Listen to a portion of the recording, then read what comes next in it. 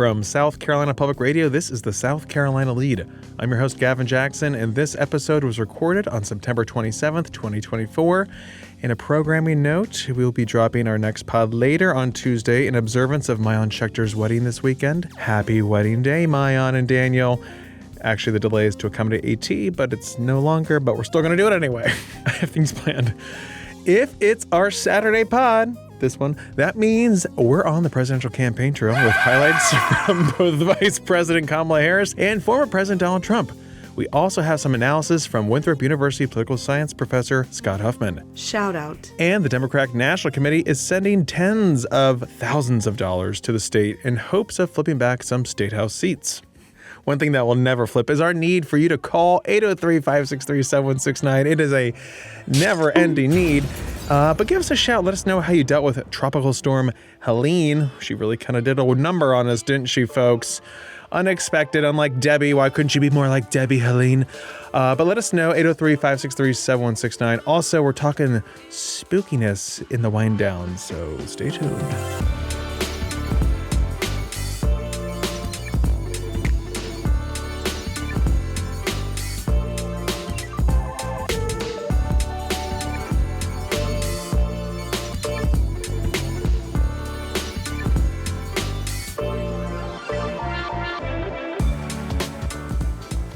Mark your calendars. Tuesday at 9 p.m., SCETV and South Carolina Public Radio will be simulcasting the CBS News vice presidential debate between Republican Ohio Senator J.D. Vance and Democratic Minnesota Governor Tim Walz.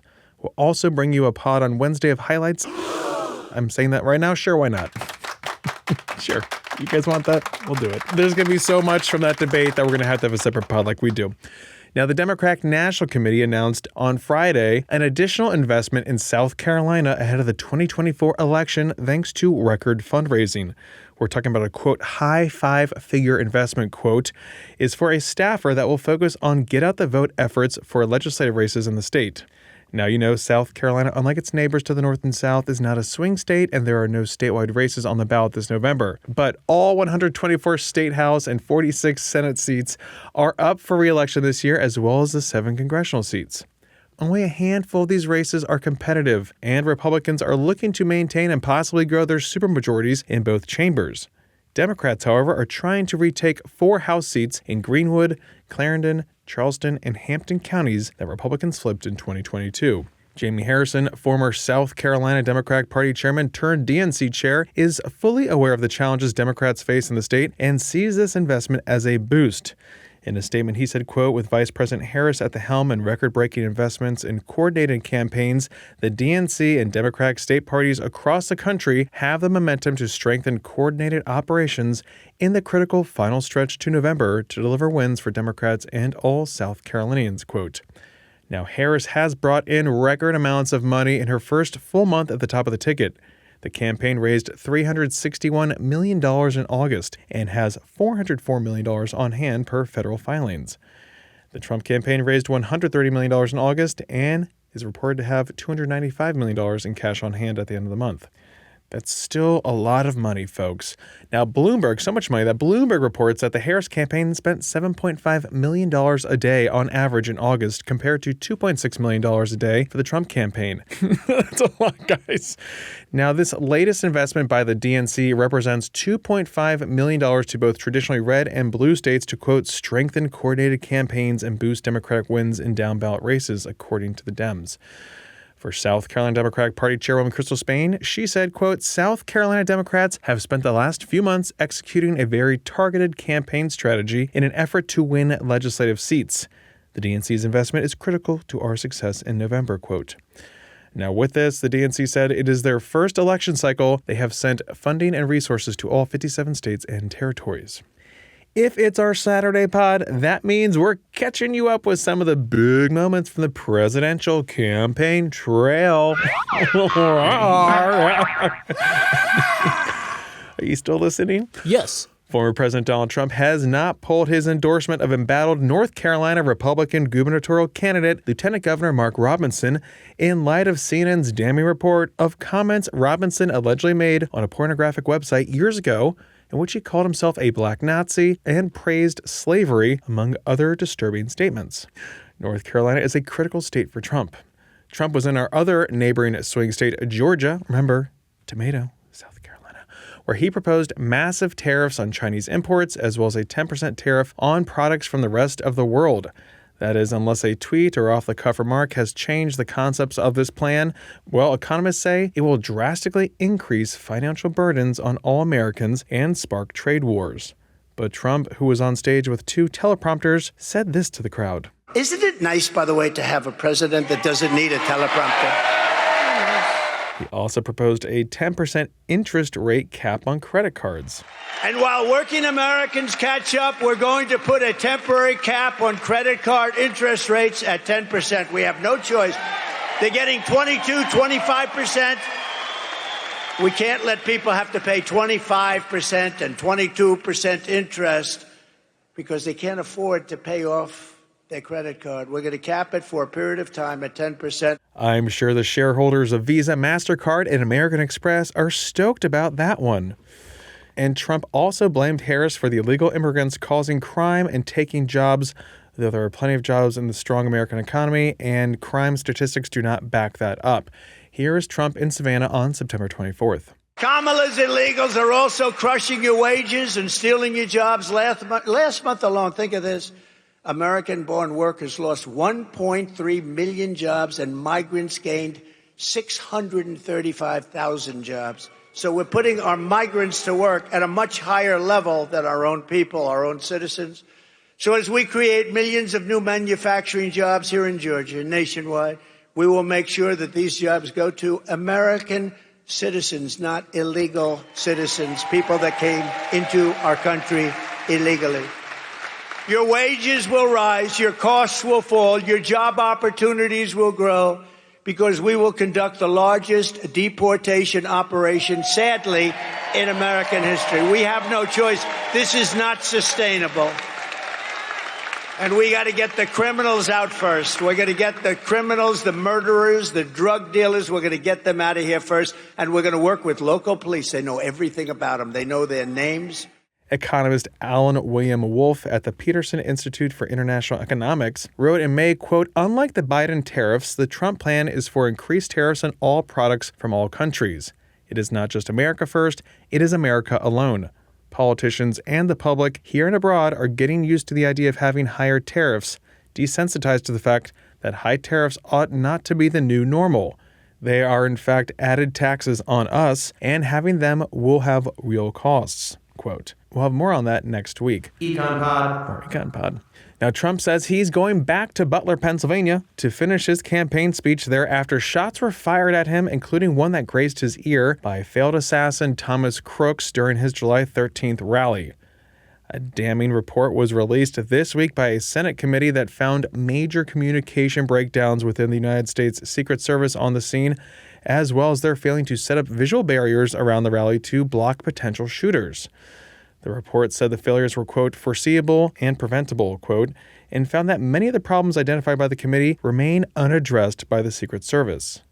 Vice President Harris was also touting her economic policies this week in key battleground states. She gave these remarks at the Economics Club of Pittsburgh. He's only interested in making life better for himself and people like himself, the wealthiest of Americans. You can see it spelled out in his economic agenda. An agenda that gives trillions of dollars in tax cuts to billionaires and the biggest corporations, while raising taxes on the middle class by almost $4,000 a year, slashing overtime pay, throwing tens of millions of Americans off of health care, and cutting Social Security and Medicare. In sum, his agenda would weaken the economy and hurt working people and the middle class. You see, for Donald Trump, our economy works best if it works for those who own the big skyscrapers, not those who actually build them, not those who wire them. Well, I have a very different vision. I have a very different vision for our economy. A recent NBC poll found Harris's favorability has jumped 16 points since July. That's the largest increase for any politician in NBC News polling since then-President George W. Bush's standing surged after the 9/11 terrorist attacks. The top issues found in that poll were inflation and cost of living at 28%, threats to democracy at 19%, and immigration and the situation at the border at 14%. Harris laid out her Opportunity Economy plan that also includes investing in American innovation and entrepreneurship, something she says sets our country apart from others and needs to be cultivated. I believe the source of our success is the ingenuity, the dynamism, and enterprising spirit of the American people. To paraphrase, yes, it is, it's our nature. It's our nature. To paraphrase Warren Buffett, since the founding of our nation, there has been no incubator for unleashing human potential like America. And we need to guard that spirit. We have to guard that spirit. Let it always inspire us. Let it always be the source of our optimism, which is that spirit that is so uniquely American. The next day, Thursday, she and President Joe Biden met with Ukrainian President Volodymyr Zelensky, where she had this to say about the ongoing war launched by Russia more than 2 years ago. Some of the most important moments in our history have come when we stood up to aggressors like Putin, just as we must today. Indeed, standing with our friends and defending our ideals against tyranny has helped make America the most powerful and prosperous nation in the world. Putin's aggression is not only an attack on the people of Ukraine, it is also an attack on fundamental principles such as sovereignty and territorial integrity. International rules and norms are not some abstract notion. They provide order and stability in our world. They support American security and American prosperity. And when they are threatened anywhere, they are threatened everywhere. History has shown us if we allow aggressors like Putin to take land with impunity, they keep going. And Putin could set his sights on Poland, the Baltic states, and other NATO allies. Oop, did I hear a little Nikki Haley stump speech at the end there? Well, you can catch her on SiriusXM Channel 111 on Wednesday mornings. I will not be recapping each episode. That's her new gig. That's as much of a plug as you're going to get. It's really just news, not a plug. I also have SiriusXM, so the brag. Wow. I love it so much. After that meeting, the Biden administration announced an estimated $8 billion in aid for Ukraine, drawing down billions of dollars in military stockpiles from the Pentagon that were at risk of expiring September 30th, providing an additional Patriot air defense battery and expanding training for F-16 pilots, this according to the Hill newspaper. Trump has remained critical of Zelensky, including earlier this week in Mint Hill, North Carolina, where he blasted Zelensky, who had toured a munitions plant in Pennsylvania, a plant that is making bullets for Ukrainian troops. Now, on Friday morning, Trump met with Zelensky and touted his relationship with him and Russian President Vladimir Putin, who has an outstanding arrest warrant issued by the International Criminal Court in The Hague.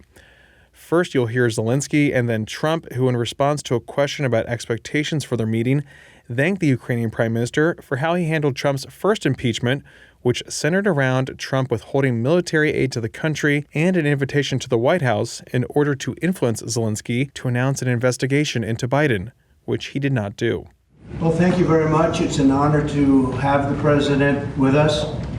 And he's been through a lot. He's been through a tremendous amount, like probably nobody else, almost nobody else in history, if you really get right down to it. And we're going to have a discussion and see what we can come up with. But great honor to have you with Thank us. you so much. Thank you very much. Thank you so much, Mr. President. Thank you so much for this meeting. Five years passed. Yeah. So we had meeting again here in New York in September, and now there are a lot of challenges in Ukraine, United States, and of course I want to discuss with you. I think where we are together, I think we have common view that the war in Ukraine has to be stopped and Putin can't win, and Ukrainians have to prevail. And I want to discuss with you the details of our plan of victory. My honor. Thank you so much. Thank you very much, everybody. Thank you. Thank you very much. And I never even told you this, to be honest, but he was like a piece of steel. He said President Trump did nothing wrong. We had a very nice call. He congratulated me on his victory. He just won. And I remember that. He could have played cute, and he didn't play cute. And so I appreciated that. So we have a very good relationship. And I also have a very good relationship, as you know, with President Putin. And I think if we win, I think we're going to get it resolved very quickly. I really think we're going to get it resolved. I hope we have more good relations. We're going to have, I see. Yeah. Yeah, but you know, it takes two to tango, you know, and For a bit of a read on the campaign trail and how the North Carolina gubernatorial race could impact a must-win state for Trump, I spoke with Winthrop political science professor Scott Huffmon on This Week in South Carolina. Take a listen. This is one of those races where usually the presidential race has coattails and helps the gubernatorial race and down-ticket races. This is one of those strange elections where it might be kind of an up-ticket focus. A lot of people are going to turn out for that gubernatorial race, and a lot of them are going to be voting for Josh Stein, but a lot of them are also going to be voting against Mark Robinson. And to the degree that those, especially the unaffiliateds, and in North Carolina, they register by party. And if you don't register by Democrat, Republican, or third party, you register as unaffiliated. Those unaffiliated people who turn out to vote against Mark Robinson, to the degree they also vote for the Democrat at the top of the ticket, Kamala Harris, it can help her as well. The North Carolina Republican Party is really just struggling at this moment. Even if Robinson drops out, his name remains on the ballot no matter what. And if he does drop out, Republicans have to very quickly name a replacement and then start a massive campaign to say, hey, you'll be clicking the box for Mark Robinson, but you'll really be voting for John Smith. And is that feasible right now with Robinson saying that he's not dropping out, that he's denying these claims, but also not at the same time trying to get them authenticated? With Mark Robinson, apparently anything's possible. I really thought I had seen virtually everything, and every election pops up with something brand new and even more eye-popping. So I wouldn't be surprised if Mark Robinson did ride this all the way through, but his money has dried up and his staff are, leaping off the ship. And it's interesting because it just makes North Carolina so much more in play. Anything that you can deduce from all this, Scott, that it might now be more of a blue state? I mean, somewhat more likely at this point, it seems like. Well, among the close swing states in the last election, if you kind of look at the 7 closest states in the last election that are swing states this time, North Carolina was the only one that went for Trump. And so if that flips it, then that's a big deal for Kamala Harris. But you got to remember the victories in all 7 of those swing states in the last election. If you add up the votes, the margin of victory for each one of those states altogether, it only came to 0.24% of the electorate who decided the election, essentially, although that counts for 17.5% of the Electoral College votes. But every vote counts in a swing state. Sure does. And now, Scott, pivoting back to South Carolina again, we have no statewide races. We have congressional races. We have state House and state Senate races, all very important in their own right. But when you're looking at results from Election Day in South Carolina, we're talking about our growth in our state. What areas are you looking at specifically for any changes or demographics that maybe reinforce what's already in play? I'm actually looking for turnout among various demographics. We have a very, very small but growing Hispanic community. I remember from 2010 to 2020, the Hispanic population doubled, but it went from 2.5% to 5%. So it is very small, but to the degree it's growing, it's an important demographic component to keep an eye on. We have also seen a big change in how people turn out based on education. We learned that in the 2016 race about how polling now has to wait for education, W-E-I-G-H-T, for education as well as other demographics. So looking to see kind of in exit polls how that kind of tumbles out. Also interested to see in counties and that have a extra sales tax penny for roads and how those play out and how changing demographics in some areas might affect more or less than other areas. And Scott, let's pivot to polling, one of your favorite topics, because you do direct the Winthrop poll. Everyone's glued to polls, national polls, battleground state polls of polls. What do you look for when there's a new poll out? How do you deduce one that's maybe a little bit more valid than others? First off, if the polling outfit is a member of the American Association of Public Opinion Research Transparency Initiative, then they've had to go through a number of elements that have to be publicly shown what their methodology is. Problem is it takes you 15 clicks to find the methodology from a news story. Some news organizations, CNN is one of them, has a list even more extensive than that you have to prove your poll is up to standards before it gets in. Problem with aggregators like 538 is in general, their top polls are really, really good, but they can occasionally be gamed by bad polls. And that happened in 2022 with one poll that was a partisan poll systematically off by 7.5% on average and made people mistakenly believe in the red wave that wasn't. So when you're looking for a good poll, let me tell you, news organizations might get it wrong, but they're doing their best to get good methodology. Academic polls may get it wrong, but they are doing their best to get solid methodology. And again, trends are interesting in national polls, but as we all know, you can win the national vote and lose the presidency. It's time to start focusing a lot more on polls in those swing states. Catch that full episode on youtube.com/South Carolina ETV or watch it Friday nights at 7:30 and Sunday afternoons at 1:30 on ETV.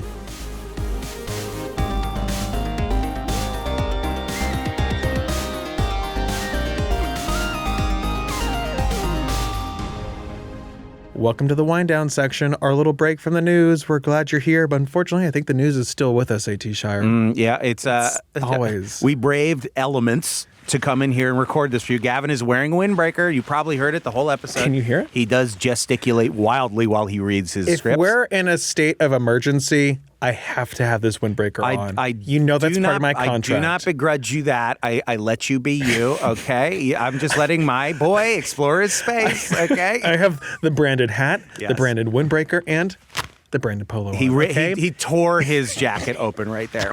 Yeah, yeah. Brandished his It's chest. a Columbia. It's a Columbia.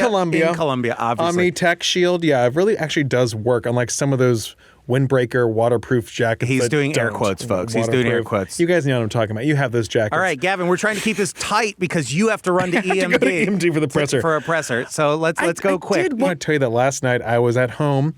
Yes. And I was listening to a couple different spooky pods because it was so spooky outside. It was spooky Thursday outside. evening. The Yes. storm was rolling through. I'm like, perfect time for spookness. I'm embracing spooky season, folks. Listen, you heard it here first. Pumpkin Spice Line. It's right around the corner. It's looming large. So I'm listening to some shows from Nighty Night, from Spooked, from KQED, I guess. KQED. The radio rental. Those are There's getting some the other new official ones. shout-outs, the Gavin Jackson stamps. I'm telling you, if you guys want some spooky pods, some fun ones, listen to those. But I was listening to the one from Radio Rental, and the guy, it's interesting on that show because they're talking to Firsthand. It's a first-hand account interview type StoryCorps thing, very spooky and cringy.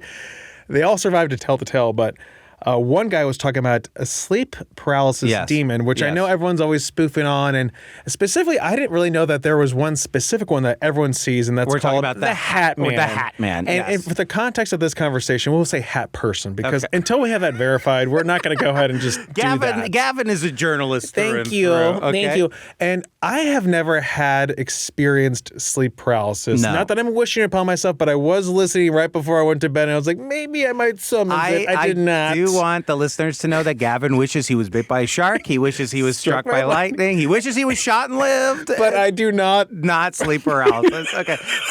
See, I'm on the other side. Okay. I kind of wish it upon myself because, I mean, it sounds fascinating, first of all, in a terrible way. But also, like I was saying before we recorded this, Gavin, on the top of my wish list for interviews is the Hat Man. Yeah. I would love to sit him down, or the Hat person. I'd love to sit them down, interview the Hat person. See, everyone is saying, who is the Hat Man? Yeah. I'm wondering, how are they? Clearly angry about something.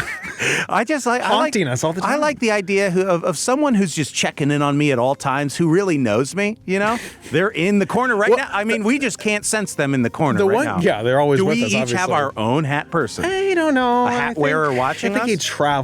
But this one guy, poor guy, had been experiencing sleep paralysis since like his teenage years. Yeah. And that just sounds horrifying. So let us It does know sound bad. if you experience this. We would love What to is it hear like? your spooky stories. Listen to South is Spooky again. We're still workshopping some things. So much. But guys, let us know, 803-563-7169. We want to hear your spooky tales as we approach spooky season. Spin us a yarn. Yeah. 3 minutes or under. And also tell us what you're listening to, what pods you're listening to this spooky season. Thanks as always for listening to the pod. You can show us your appreciation by leaving us a review on Apple Podcasts or voicemail 803-563-7169. And you can stay up to date with the latest news on scetv.org and southcarolinapublicradio.org. And don't forget to support your local newspapers. The South Carolina Lede is a production of South Carolina Public Radio. Our producer is A.T. Shire. Amy Crouch is our supervising producer. Sean Birch is our executive producer. This podcast is produced with support from PRX and is made possible in part by a grant from the John S. and James L. Knight Foundation, as well as listener contributions to the ETV Endowment of South Carolina. Donate, guys. Go donate right now. I tell you. For the South Carolina Lede, I'm Gavin Jackson. Be well, South Carolina. And it wasn't like I was a kid obsessed with videography or anything. You know what I mean? It was like, this would be a cool shot. This is a bird's eye view. I'd look so good in the shot. You were just watching a lot of Hitchcock at the time. Exactly, right?